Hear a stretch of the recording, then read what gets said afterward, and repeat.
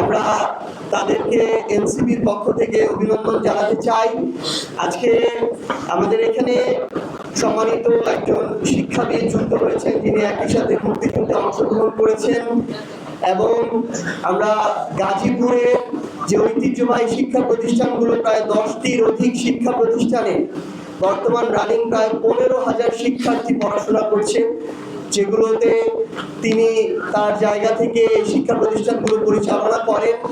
এবং একজন বরেণ্য শিক্ষাবিদ হিসেবে আমরা আমাদের সম্মানিত আরিফ স্যার সহ আব্দুল্লাহ মোহাম্মদ হুসাইন ভাই এবং ডক্টর মোহাম্মদ নাদিমুর রহমান ভাই, তিনারা আজকে আমাদের এখানে যুক্ত হচ্ছেন। শুরু থেকে একটা কথা ছিল যে এনসিপি তরুণদের দল।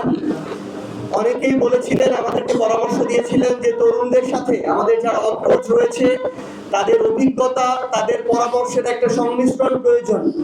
আমরা সেই পথেই হাঁটছি। আমাদের যারা সম্মানিত অগ্রজ, যাদের বয়স এখন 50-60-এর ঘরে দীর্ঘ একটি অভিজ্ঞতার ক্যারিয়ার রয়েছে, বিভিন্ন ক্ষেত্রে যারা বিশেষ দক্ষতা নিয়ে দীর্ঘ সময় কাজ করেছেন, আমরা তাদেরকে আহ্বান জানাচ্ছি এবং তাদেরকে পাশে রেখে পুরো বাংলাদেশের যারা আমাদের অগ্রজ রয়েছেন, বাংলাদেশ গড়ার লড়াই একসাথে কাজ করতে চান, এখনো আত্মবিশ্বাসী যে আমাদের এই সন্তানরা সহ আমরা একসাথে হাতে হাত রেখে যদি কাজ করি, আমরা আমাদের কাঙ্ক্ষিত জায়গা বাংলাদেশকে দেখতে পাবো।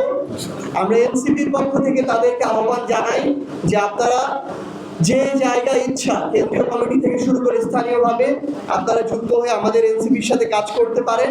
আমরা আপনাদেরকে নেয়ার জন্য সবসময় প্রস্তুত আছি। আমি যেহেতু স্থানীয় নির্বাচন পরিচালনা কমিটির দায়িত্ব পালন করছি, সেই জায়গা নিয়ে কয়েকটি পয়েন্ট বলতে চাই।